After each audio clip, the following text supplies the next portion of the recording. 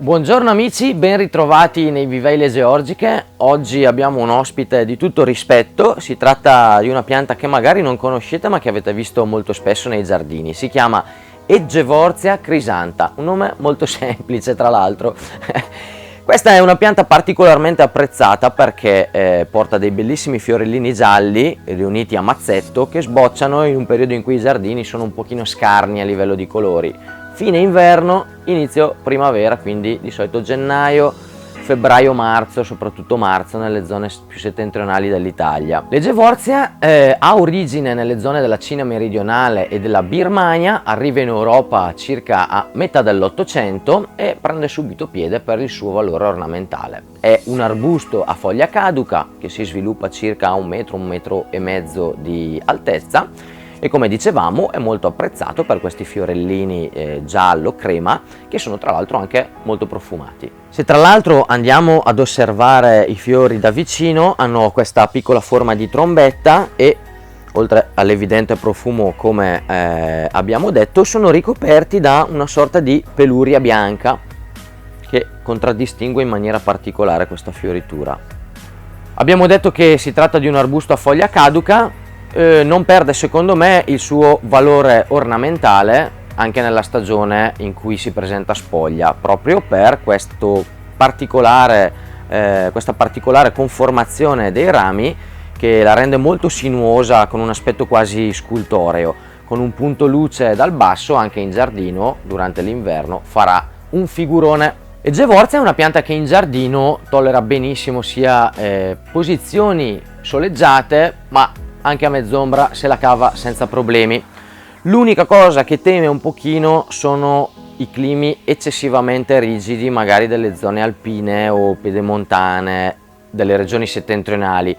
Quindi in inverno, sebbene qua a Brescia in giardino l'ho sempre avuta, ci cade sopra la neve e l'Egevortia non ha problemi, se vogliamo dargli un aiutino in più magari ripariamola in inverno spostandola, se l'abbiamo invaso, in una posizione un po' più riparata, oppure se l'abbiamo in giardino possiamo utilizzare del tessuto non tessuto.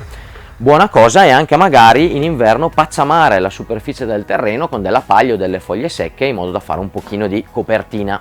Come la maggior parte delle piante che vediamo di solito ha bisogno di un terreno ben drenato, fresco, che eviti ristagni idrici.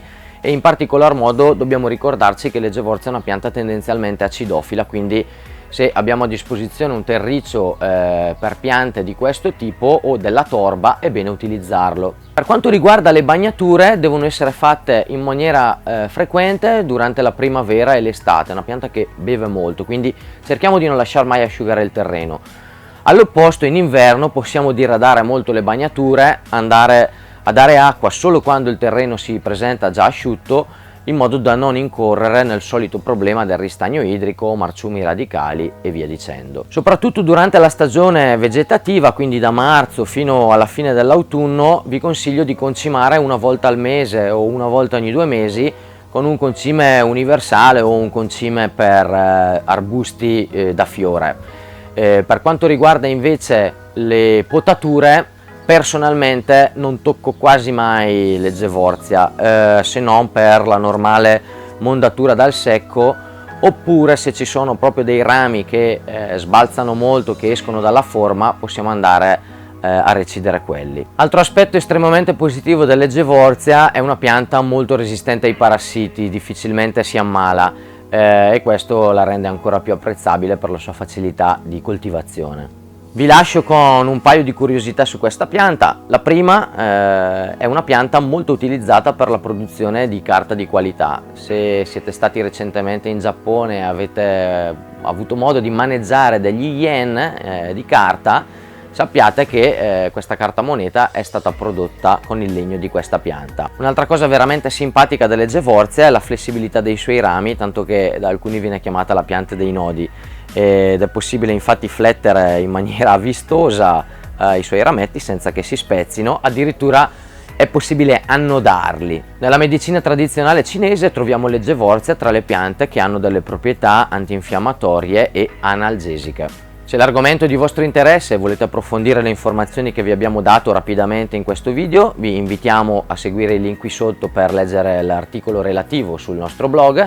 Trovate anche tutti i link per l'acquisto delle nostre varietà di Egevorzia e di tutti i prodotti che servono alla loro cura. Per restare sempre aggiornati sulle ultime notizie in tema di piante e come coltivarle, vi invito a iscrivervi al nostro canale YouTube, attivate anche la campanellina in modo da essere notificati non appena un nuovo video sarà pronto. Per il momento dai Vivai Georgica è tutto, vi ringrazio per l'attenzione e vi do appuntamento al prossimo video. Ciao a tutti!